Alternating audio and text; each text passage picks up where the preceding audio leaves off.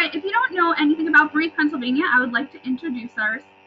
BREAThe Pennsylvania's mission is to empower Western Pennsylvanians to live better.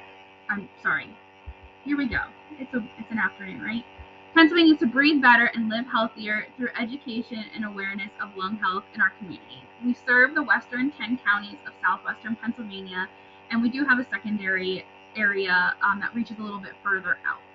Some of our other programs besides this sleep group, we provide direct lung education, patient assistance, a school asthma initiative, sleep apnea education, tobacco cessation, and tuberculosis education. If you would like any information or more information on any of these, please feel free to reach out to us at info@breathepa.org.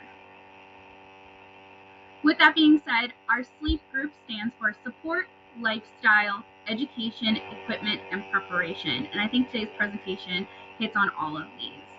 If you would like more information regarding our sleep group or sleep apnea in general, please feel free to reach out to me. My name is Allison Garcia, and I am the program associate here at BREAThe Pennsylvania. My email is up on the screen, but if you can't remember that or don't have a place to write it down, you can send an email to that info@breathepa.org and it will get to me.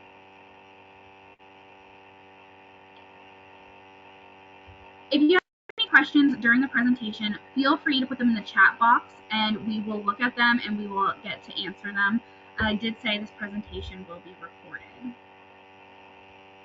And other than that, we do have another sleep group coming up in March 2nd. We will be talking about relaxation techniques. So that's something that you would like to join us for. You are more than welcome to sign up. And with that being said, I am going to pass this over to Dr. Iregui from Pittsburgh Dental Sleep Medicine. And just give me one moment.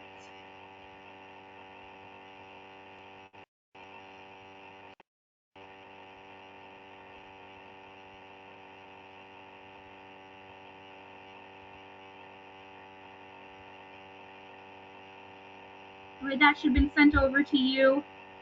Okay, yeah, I received it. And is my camera off or on, Allison? It is off currently, and I do see your slides. Okay, so let me. Okay. Feel good? Yes, and your camera is still off. I'm not sure if you wanted it on or not.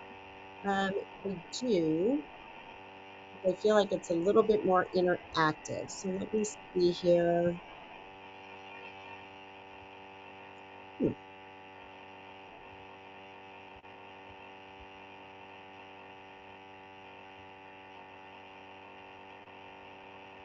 Right, I'm going to go.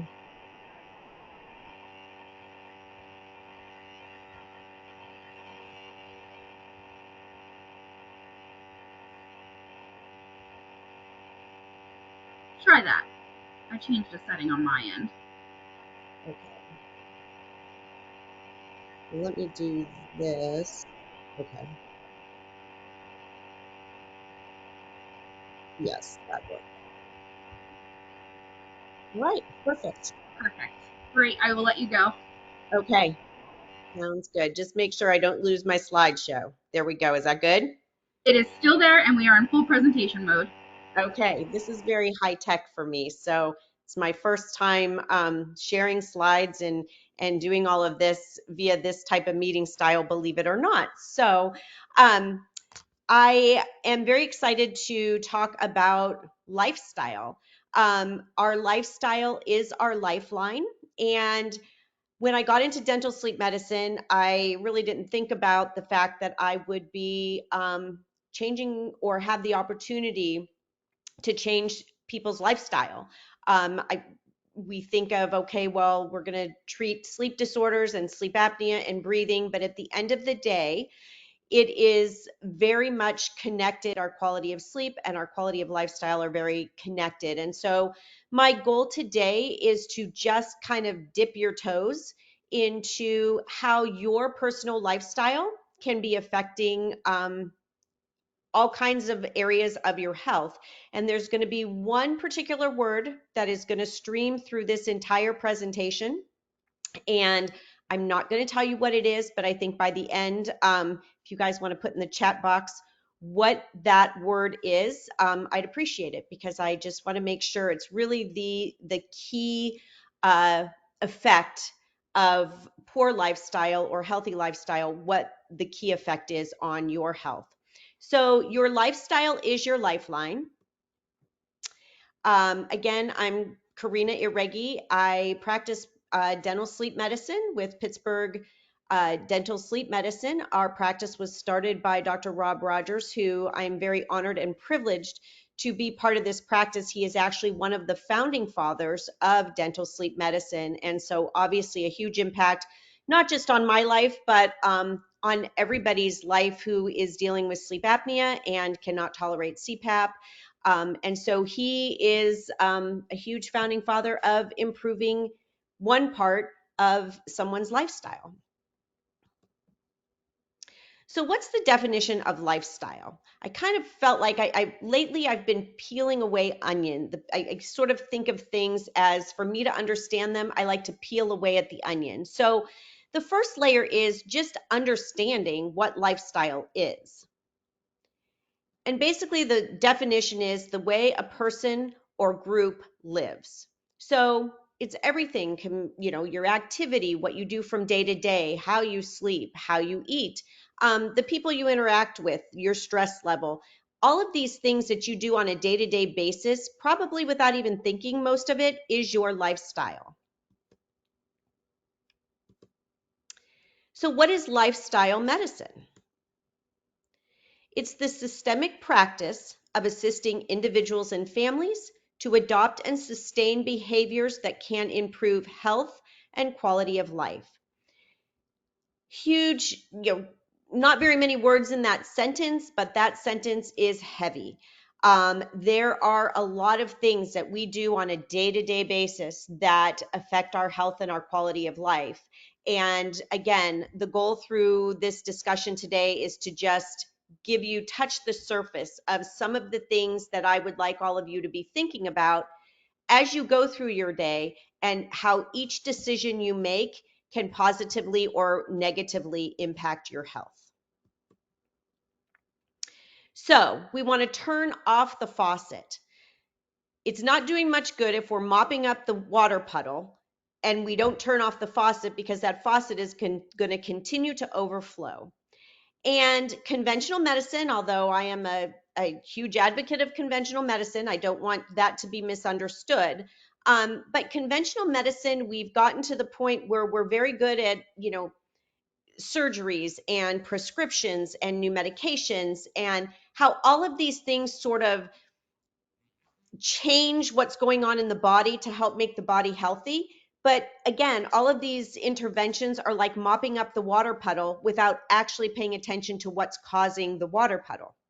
So lifestyle medicine and the choices that you can make on a day-to-day basis can actually help prevent the sink from overflowing. So instead of mopping, you're actually turning off the faucet. So daily habits, like I said, we make thousands of decisions a day that affect our health. And daily habits have an influence on our life more than anything else in our life. And again, all these habits are choices. So today we are going to talk about what are the choices that you can make every day that can positively or negatively affect your health. So lifestyle medicine consists of 6 pillars. Those pillars are nutrition, exercise, substance abuse, healthy relationships, stress, and sleep. And basically all 6 of these pillars, they encompass what you do every day, and all 6 of these pillars are very synergistic. So if one pillar is out of whack, you can negatively affect the other 5 pillars. So let's talk about food, the SAD diet. It's interesting that the standard American diet acronym is SAD. So when you look at diet and you look at your nutrition, according to a lot of research that I looked at, about 62% of the American diet is processed foods, oils, refined grains, sweets, all those things that are not good for us. And we will delve into that just a little bit. The things that are good for us, and I'm sure that all of you have heard about plant-based diet. We're hearing more and more that a plant-based diet is the way to go. Plant-based diet only consists of 25.5, or I'm sorry, of only 10% of our actual diet. Now, I know if I think about what I ate yesterday, that falls right in line. Probably only 10% of what I ate yesterday, if that, was actually fresh fruits, vegetables, nuts, things like that that are considered anti-inflammatory type diet. And again, with our busy schedules, more and more of us are eating out and eating highly processed foods. So again, we will talk about how this affects our health short-term, long-term, and what we can do to change this. So the effect of an unhealthy diet leads to chronic inflammation. How does this happen? First of all, an unhealthy diet is high in sugar, which will cause a blood sugar imbalance. It's also high in omega-6 fatty acids. So we need to have our omega-6 and our omega-3 fatty acids need to be in balance in order to combat inflammation. Because a high processed food diet is high in omega-6, low in omega-3, it will promote inflammation. Also, artificial ingredients in foods. Our body reads those as toxins. And if we have toxins introduced into our body's going to react by trying to fight that toxin or that unnatural ingredient, which then leads to inflammation. The other thing I found interesting is we don't eat enough raw foods, and foods that are cooked at high temperatures produce an advanced glycation end product, which contributes to proteins that stimulate inflammation. So that was new information to me. Again, going back to raw foods, fruits and vegetables, plant diet has a much less, or actually has an anti-inflammatory response in the body as opposed to foods that are highly cooked and highly processed. So our happy diet, again, fruits, vegetables, whole grains, legumes.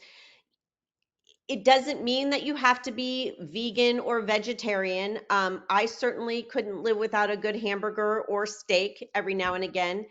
So we're talking about the majority. You want to think about increasing your consumption of natural raw foods in order to increase the health of the inside of your body by decreasing inflammation. I thought this was interesting, and I heard a lecture a few months ago where a lifestyle medicine physician said if on your packaging of food that you purchase has more than 3 to 5 ingredients, it is not a whole food. And if you start getting beyond 5 ingredients, there are going to be additives that, again, you're introducing something not healthy into your body and promoting an inflammatory response. So let's define inflammation. Inflammation is our body's response to a threat. A foreign invader, such as bacteria, viruses, we've all talked about that, particularly with the recent pandemic. It can also be our body's response to stress, whether it be physical or psychological. Our body is designed to send, as we say, an army of chemicals to attack any invaders. And this army of chemicals sets up an inflammatory response so that our body can heal. However, an inflammatory response is meant to be short term, which means we get through that illness caused by a bacteria or a virus, or we get through a short term stress, and then our body can heal. It is not meant to be a long term response. And in the case of eating a poor diet, if you are choosing poor foods day in and day out, your inflammatory response sort of becomes chronic. And then you start setting up your body for this continued inflammation response, which then, of course, sets up for diseases, which we'll talk about. So I just challenge you to think of one thing that you can do to incorporate a healthier diet. And again, I want to, as we go into these lifestyle, sort of the pillars of the 6 pillars of lifestyle medicine, I am not one, if you tell me I had to change everything I ate today, and I'm not going to do it. I mean, it's very difficult. We need time to set up habits and practices and try different things that work within our lifestyle. So by no means, I always tell my patients, this is all a journey. And I don't expect you to turn on this switch right now and say, from now on, I'm going to eat a full plant-based diet. That's probably not going to work. You're going to set yourself up for failure. Then that causes stress and the whole cascade of that response, which we'll talk about shortly. So try to take it in little bites. What is one thing that you can do right now that you can start doing to incorporate a healthier diet into your daily routine? Once you've got that sort of mastered, then pick another thing that you can do. And over time, you decrease that inflammatory response. So now I want you to hold that thought.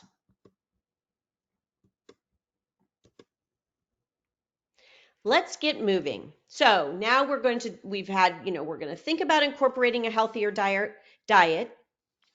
What about exercise? So it is no mystery or secret that exercise is very important to our health. The latest things out by the Academy of Sports Medicine and the CDC are 150 minutes of moderate intensity aerobic activity every week and 2 times per week muscle strengthening activities. I do want to go into this part of the discussion with, I certainly would, you need to consult your physician when you start talking about exercise, because exercise limitations are specific for each individual person. So we want to keep you healthy, not cause injury or illness. So it's always good to consult with your physician for your particular health status. What is a good amount of exercise to start with? But this is kind of just a general goal that helps us think about, okay, what do I need to do to be healthy? So the benefits of exercise. Exercise reduces cardiovascular disease, which we know. It strengthens bones and muscles. It gives us a 50% lower risk of type 2 diabetes, helps control weight, improves sleep, improves energy, 30% lower risk of dementia, and prevents cognitive decline. So I want you to kind of think about that slide as we go into further into the 6 pillars of lifestyle medicine, because one of the pillars was sleep. One of the pillars was having good weight control and diet. So all of these things, again, we're seeing how interconnected these 6 pillars and each division or each thing that this 6 pillar helps you benefit from, how it helps the other pillars also improve. The University of California, San Diego came out with a study that basically said 20 minutes of moderate exercise stimulates your immune system, leading to an anti-inflammatory response. So that is key. Again, the take home from the exercise portion of the 6 pillars is just keep moving. Our society has too much of a sedentary lifestyle. We just need to move. For example, I'm always looking at my Apple Watch to see how many steps I do in my office a day, and it's not nearly enough, but I try to purposely walk into another office instead of calling on the phone, just so that I'm getting steps in, because again, we just want to keep on moving. So I want you to hold that thought. Stress. There's a common saying in my household that stress kills, and this basically came from my 6-year-old, my oldest son, when he was 6. I was upset about something. I don't remember the specific incidents. However, he just looked up at me and he said, "Mom, you're stressed and stress kills." Now, that was my son as a young child. He realized at that time that stress kills. But why does it? When you're stressed, your body is going to go into fight or flight. So think about if a bear walked through your front door right now, you would run. your body's immediate reaction is going to be, I either need to fight this bear or I need to run from this bear. And there's all kinds of things that happen physiologically inside your body. Cortisol, which is a stress hormone, is released so that your ability to do things such as digest food, or your immune system, sort of these regulatory things that occur just throughout the day, your cortisol decreases the energy that is given to those bodily functions, and it boosts energy to large muscles. It boosts energy to the heart to increase heart rate so that you can increase oxygen to your muscles so that you can get out of that stressful situation. Adrenaline is also released. This will increase your heart rate and breathing rate, again, to increase oxygen to the muscles. You also have stored sugars, and those are released to power your muscles, and your white blood cell production decreases, which decreases your immune system. So again, this is all meant to be short term. Now, what happens if we're in a chronic stressful situation, or the poor diet we eat is constantly putting stress on our body by increasing our inflammatory response? We start having chronic stress internally in our organs, leading to inflammation. So long-term stress leads to chronic inflammation. Most chronic diseases are triggered or exacerbated by a low-grade inflammation that stems from lifestyle choices.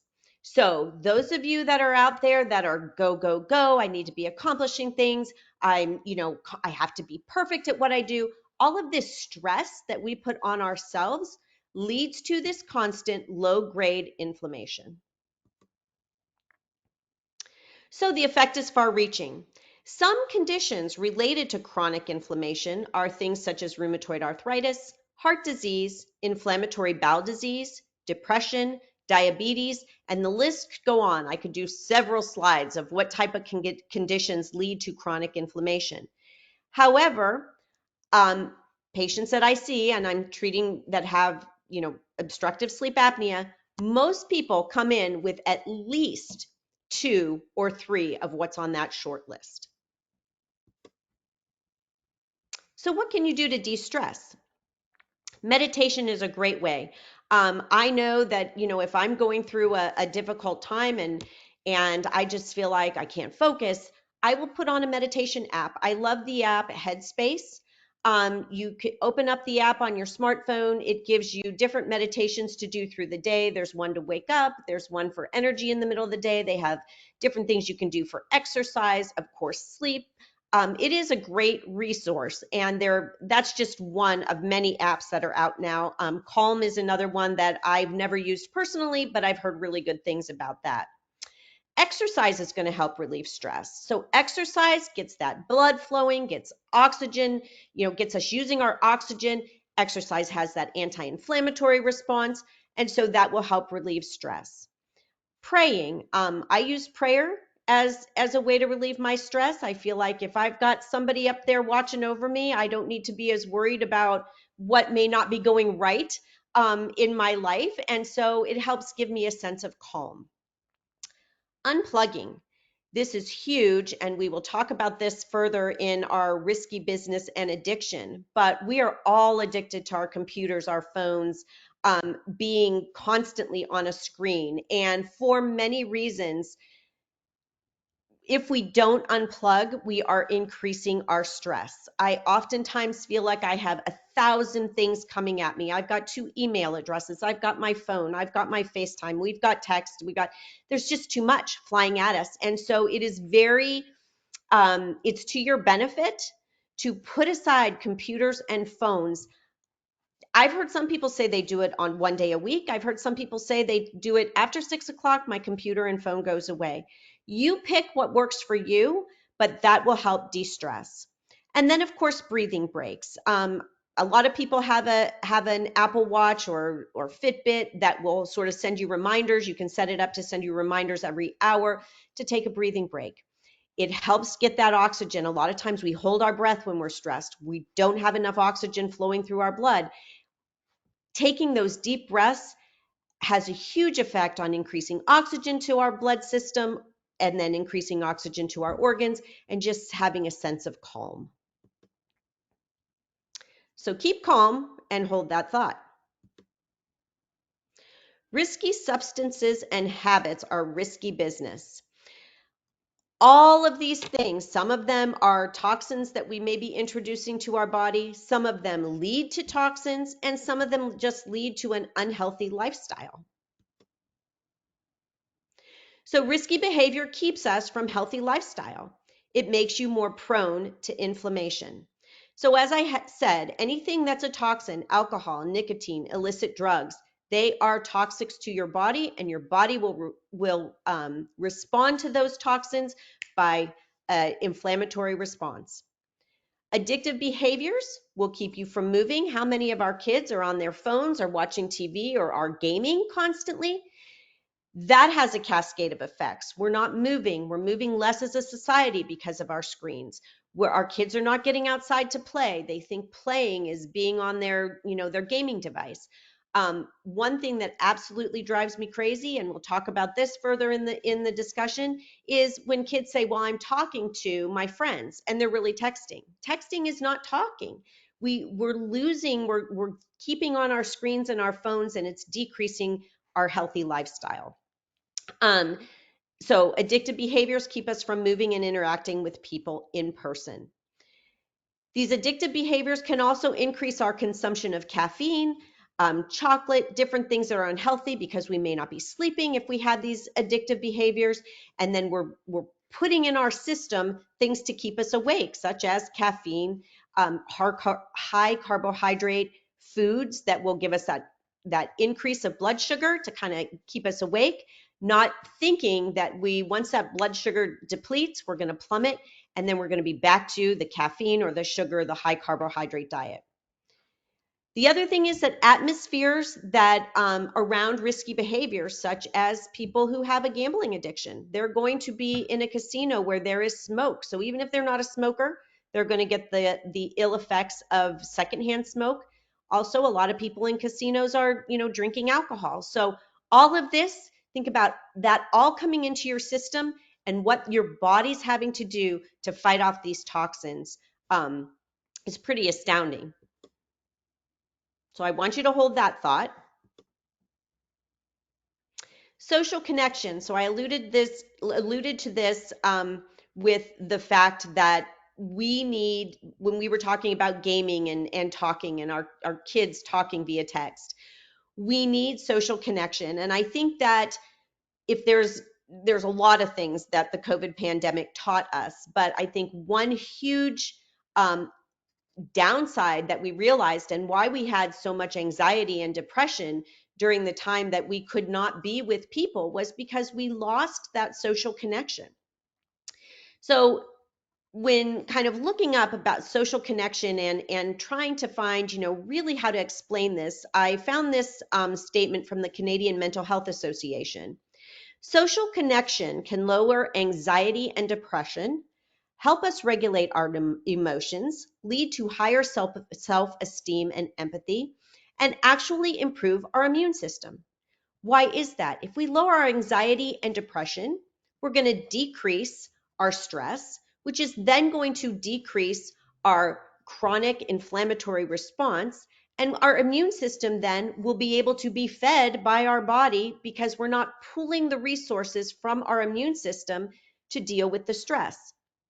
By neglecting our need to connect, we put our health at risk. So even though Wi-Fi and cell phones and Zoom meetings and such as this are beneficial, they do not take the place of one-on-one human contact. The lack of social connection leads to depression and anxiety, which we stated earlier. However, social connection boosts our confidence and mood.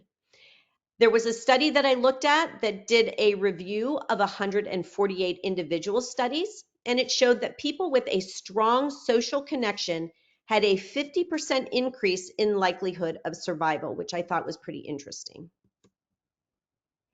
Wasn't so long ago that this was the only type of social connection that we could have. And again, during the pandemic, this was better than nothing. However, because we are getting to the point now where we're out and about and people can interact comfortably, it is really important to remember that we need to include that in our daily life. The connection prescription, this was in the American Journal of Lifestyle Medicine, and I thought this sentence was very interesting. From the current body of medical research, it is evident that social connection has substantial impacts in many categories of our health, from weight management, diabetes, cardiovascular disease, cancer, and depression. So how does social connection affect your health? Research has shown that those with a strong social connection have a lower BMI. Studies have shown that individuals who suffer from diabetes, there was one study that kind of looked at, okay, we're going to take this group of diabetic patients, we're going to educate both groups on how to manage their diabetes. One group is going to go by themselves and kind of be expected to do this on their own. And the other is going to set up with a social group, and they're going to have a support system. And it was the people that had the support system that actually were able to drop their A1C and control their diabetes much more successfully than the group of people that were expected to do it on their own. There are studies with cancer survivors that indicate that people who are diagnosed with cancer have a much better chance of survival and successful treatments if they have a good social network, because they feel connected.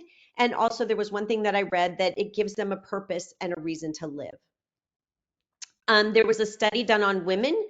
Women who have a greater social connection showed that these women had decreased risk of coronary artery disease, lower blood glucose level, lower smoking rates, lower waist-hip ratio, and lower rates of hypertension and diabetes. So social connection plays a positive role in our mental health, which then transfers into a positive effect on our physical health. So take a second just to yourself and evaluate your social connection. Some of the questions that when I was, again, as I was listening to this physician who specialized in lifestyle medicine, one thing that she said is a good predictor of human happiness is how you answer these following questions. What is your personal why? Why do you get out of bed in the morning? What gives you purpose and meaning? What matters to you? And where do you obtain your support? So now we're going to hold that thought. And we're going to talk about sleep. So sleep is again what I talk to my patients about every day. However, as I've gotten more into the poor health side effects from poor sleep, my discussion has started to bleed into what are these other things we can do in our life that will benefit our sleep, and then good sleep, how it bleeds into the other pillars of lifestyle medicine that will benefit and just all in all encompass better health. So how much sleep do you receive an average a night? Is your sleep restorative? Do you know why you sleep? And how does your sleep quality and quantity affect the other 5 pillars of lifestyle? So the activity of sleep.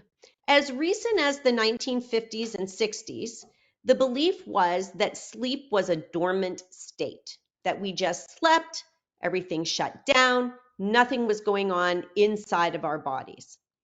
Well, we have found recently, and it hasn't been that long that sleep medicine has actually been a specialty of medicine. We have found that during sleep, even though we're laying in a bed and we're virtually not moving or supposed to be moving, particularly in REM sleep, that our body is very active. So we're going to start with the brain. The brain is engaged in a flurry of activity. If we get good sleep, we get good number of hours and good quality of sleep, our brain's ability to process input increases. And I like to think of it as the neurons in our brain, they've been functioning all day. They sort of need to ring out at night. So they sort of constrict, they let go of the toxins that they've built up during the day, so that the next day when you wake up and those neurons can sort of inflate again, they've gotten rid of any of those byproducts. We're not clogging them up. So you really need your brain to be in this flurry of activity and your neurons getting rid of their toxins. And this is a very active process. This activity can affect your quality of life by your mood, by your memory. There was a study that I read that showed that there was a group of people that received 6 hours of sleep, a group of people that received 8 hours of sleep for a consistent couple weeks. And then they were given new information. And a month later, the group that had the 8 hours of sleep had much greater memory of what that new information was that was relayed to them than the group that had 6 hours of sleep. So we're talking only 2-hour deficiency of sleep at night has a huge impact on what you retain. It also has a huge impact on your physical functioning. And I'm going to share this story with you.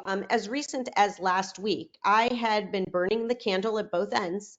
I talk to people about sleep every day, which is going to make this story very ironic. And I sort of chuckle at myself at how ridiculous this is. But I was really going on 4 and 5 hours of sleep a night for a couple weeks. And I have to tell you that last week, my mood plummeted.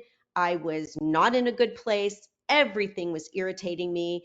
And this past weekend, despite knowing I had a lot of things I needed to get done, basically my body shut down and I slept. I never sleep past 7 a.m. I was asleep until 10, 11 in the morning on Saturday and Sunday. I took a nap on Saturday. And it was amazing that on Monday, I felt like a completely different person. And, again, I just have to laugh because I talk to people about this every day, and yet I can fall prey to I've got to get things done. I can, skip on my hours of sleep in order to accomplish what I feel I need to accomplish. And at the end of the day, it was very unhealthy. So lucky number 7. Adults need at least 7 hours of sleep a night. 7 to 9, but 7 is sort of that magic number. You need those hours in order for your body to go through the processes that it has to go through in each stage of sleep in order for all of these things that are listed here to happen, for your immune system to be boosted, for organs to repair, for you to maintain your mood and your memory, your ability to think clearly, your reasoning abilities, to give you energy, to maintain a healthy metabolism and decrease inflammation. If any of these go out of whack, that inflammatory response kicks in. For example, last week when I was not in a good headspace, my stress level was exacerbated very easily. And what did that do? I was in that response of fight or flight much more frequently, which what did that do? Then cascaded into an inflammatory response within my system. So we've talked about the brain and what it does during sleep, but what happens during the rest of our body? When we sleep, it is repair. You sleep to repair. So when we repair, our heart system, all our organs get rid of what they've had to produce by functioning during the day. And again, if we don't repair, we're going to lead to chronic inflammation. That leads to depression, low energy, headaches, heart disease, lowered immune system, decreased metabolism. So I kind of think that I'm sure are starting to see that in any of these pillars, if they are out of whack or one of them is out of whack, the cascade effect that can occur along the rest of the pillars.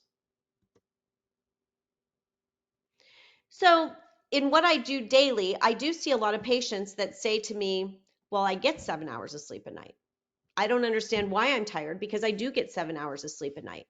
Well, they may be getting the quantity, but what about quality? So there's 2 aspects of sleep that you want to make sure are balanced. Quantity, we talked about 7 hours. Quality, we have to make sure that our sleep is restful sleep. So what is the cost of having poor quality sleep? Well, we're increased fight or flight. So in someone who suffers from obstructive sleep apnea, what's happening? They're not able to breathe at night. If you are holding your breath, if I ask you to hold your breath now, you are going to take a gasp for air over a period of time because your body is going to get stressed that you're not breathing. Well, at night, That holding of your breath happens for longer periods of time because you are sleeping, your body gets very relaxed, and then you might gasp for air. Your body, again, is stressed because it's not getting enough oxygen, you're not breathing, and what does that fight or flight do? Sets up the inflammation response.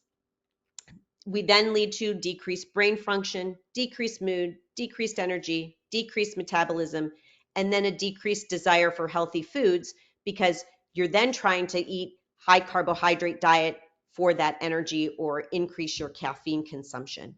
So again, 7 hours of sleep, but it has to be good quality sleep.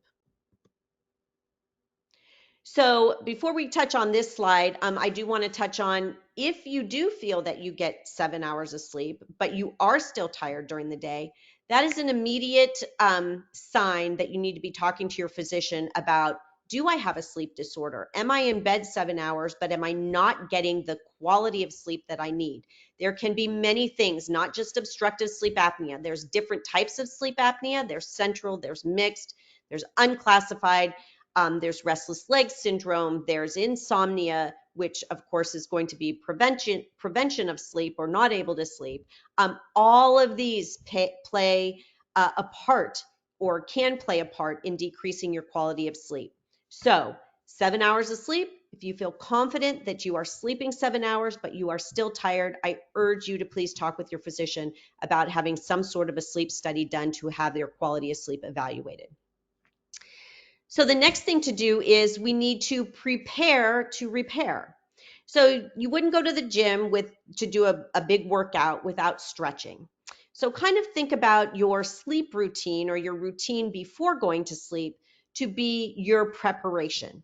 Several things need to happen, and all of us probably could say that we cut at least a couple of these short. We talk about this, the name for this is sleep hygiene. And it is really a thing because we do have to set our body up for good quality of sleep. So the first thing you want to do is create a good sleep schedule.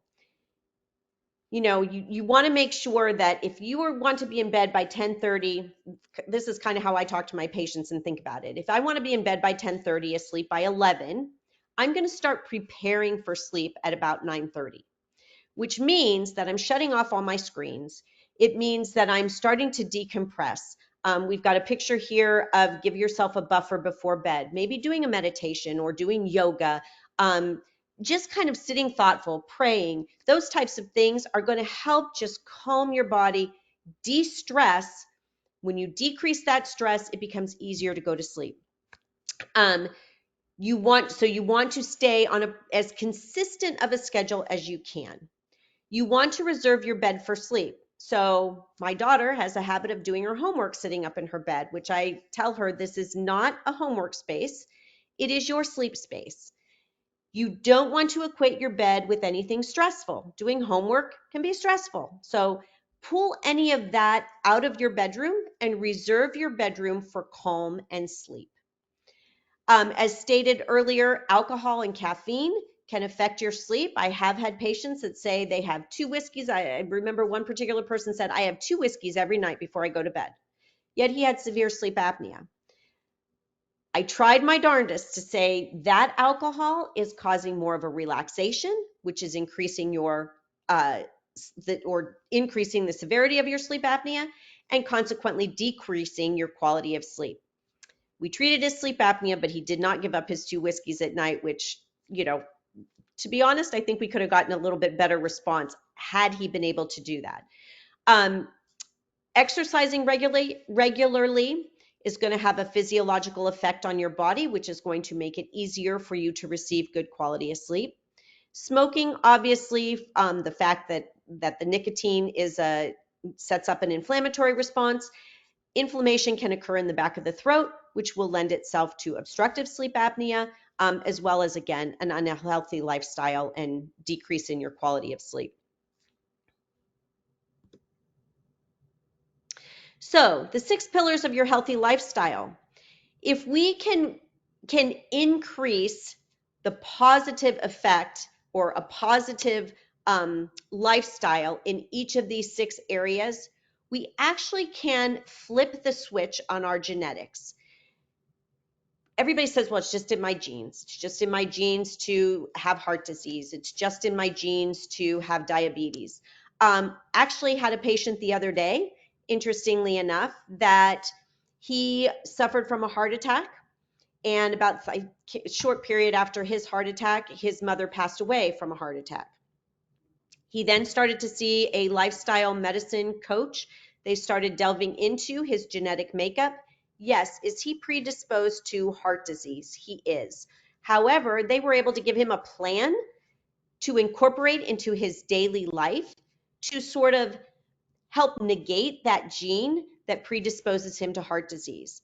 So can we always flip the switch off on our genetics? No. But can we decrease the negative effect of what our genes are setting up our body for as far as illness or inflammation or not working properly? Yes, we can. And we can do that by visiting each of these 6 pillars and making good choices on a daily basis. So our word for the day, inflammation. I hope you can see how positive effects of a healthy lifestyle can decrease inflammation, and how poor choices and an unhealthy lifestyle can affect inflammation from many angles, therefore setting us up for disease. So my take home today is try to turn off your faucet. Don't be just mopping up the water on a daily basis, but really try to go to the source of what is causing you to be unhealthy or what is causing you to suffer from chronic illnesses, and try to decrease your lifestyle or your lifestyle habits that are increasing to the poor health, so you can lead a longer, better quality of life. Thank you. Thank you so much. I did allow the microphones again, so if anyone would like to ask a question through the mic, they are more than welcome to. If you'd like to put a question in the question box, you are more than welcome to. But I think that was a great reminder for us all.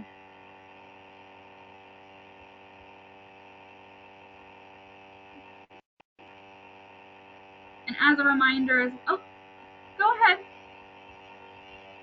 I have a question. I have trouble wearing my CPAP. I've had it for years, so I end up not wearing it. And one of my colleagues said that there was something that you could get a dentist to do. Can you address that at all? Absolutely, that's what I do every day, and is my passion. So when you suffer from sleep apnea, basically you stop breathing at night.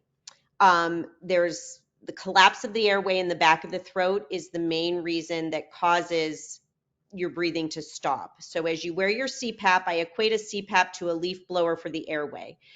You've got, as you know, you've got the mask attached to that machine, and the machine just forces air through your entire airway to push out anything that's in the way, keeping that airway open.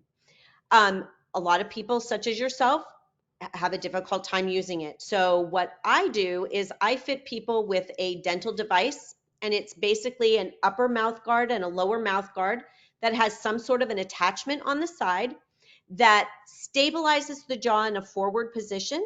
When we stabilize the jaw forward, we prevent collapse of the airway in the back of the throat.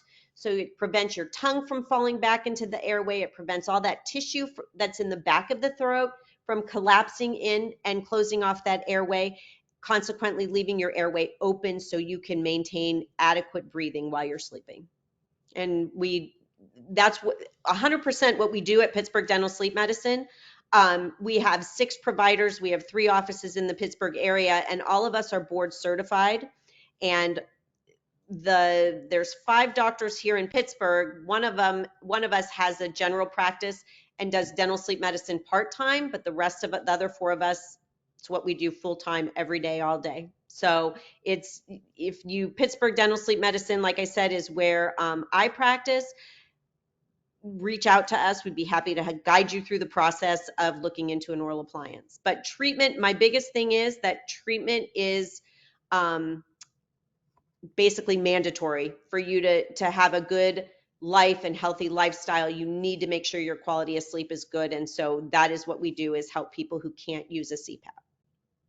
Do you have to have a copy of the last sleep study?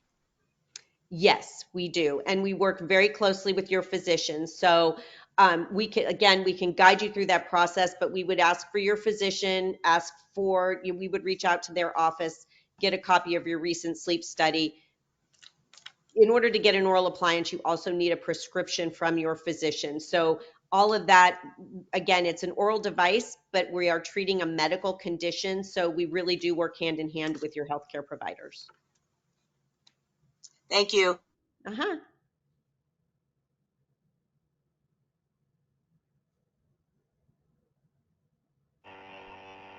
Does anyone else have any other questions?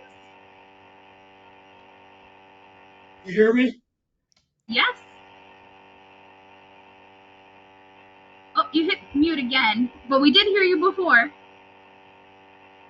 Which works better, the oral device or the CPAP?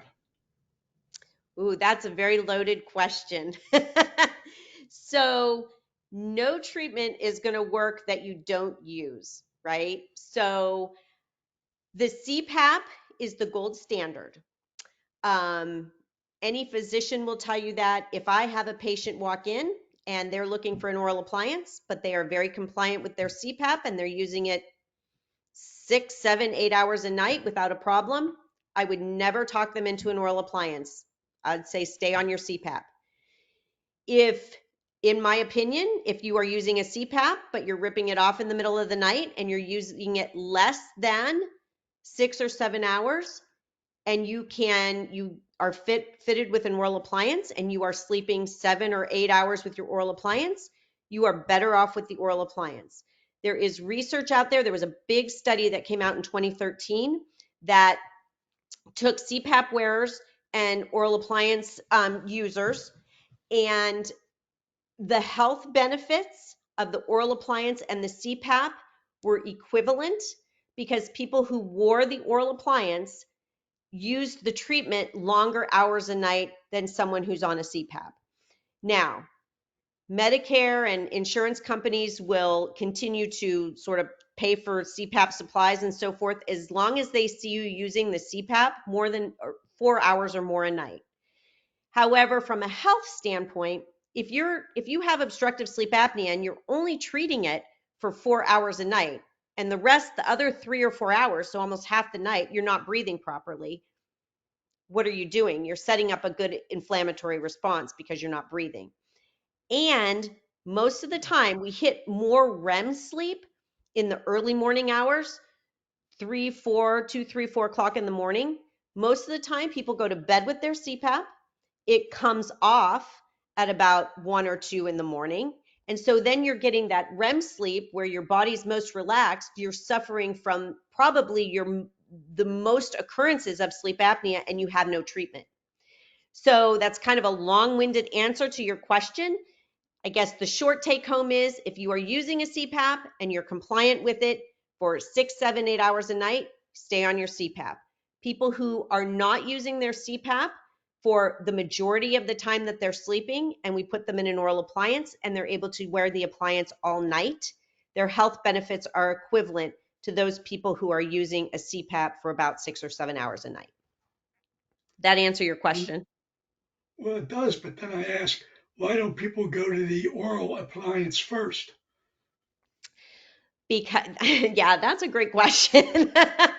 So, because CPAP is the gold standard, and physicians, they want people to try the gold standard, and again, because people that would be successful with the CPAP may be missed if people just went right into an oral appliance. So the CPAP works better than the oral appliance, and the oral appliance is effective only if the CPAP is worn for too short a time. Yeah, that's basically, I mean, again, it's because in order to receive that quality of sleep, you have to have that airway open, ideally for the entire time you're sleeping. So if the CPAP is going to blow, they're going to set those pressures on a CPAP at an adequate pressure to maintain that airway open. So that whole time your CPAP's on, it's going to be blowing air and opening that airway. The oral appliance only affects the back of the airway in the back of the throat, which is where most of the collapse happens. And it may not, because of anatomy back there and the anatomy of the jaw, and it gets very intricate, but it may not be able to open that airway as much as a CPAP. However, something is better than nothing. And so if you can't tolerate a CPAP, an oral appliance is really the next best choice. And there's a lot of people Thank that you. have anatomy back there that it's easy to open the airway. So it gets pretty, I mean, when we see people, we do a pretty detailed exam of the mouth and the back of the throat and the tissues, because there are some people that come in and their tonsils are practically touching. And I'm like, I'm not going to put an oral appliance in there and successfully probably open that airway because those tonsils are huge. So we may put the oral appliance in, but then we refer them also to have their tonsils evaluated for removal. So there's a lot of anatomy back there that gets pretty intricate. Okay, thank you. One final question. How Cool. about the implant device you see on TV as an effective sleep assistant device? So, in my opinion, the verdict is still out on that a bit. Right now, they are very stringent on the people that qualify for the Inspire. So if you check the boxes, then you're a candidate for Inspire. And I have to tell you, I know people that like it, and I know people that have had it implanted and don't even ever turn it on because they just don't like the way it makes them feel. I don't know if you know how it works, but you have an implant kind of right here, right in your shoulder area. There's a wire that goes up to your hypoglossal nerve and basically stimulates that nerve when it starts to sense that the tongue is dropping back into the airway, sends a shock to the tongue, and then the tongue kind of jerks forward. Some people need a pretty significant shock in order for that tongue to jerk forward, and it's uncomfortable. So I think the verdict is still out on that. It's pretty new, and I just now am hearing people get into that type of treatment. So I'm going to kind of sit back. Right now, I would not recommend that as a first or second line of treatment. Good answers. Thank you very much. Mm-hmm.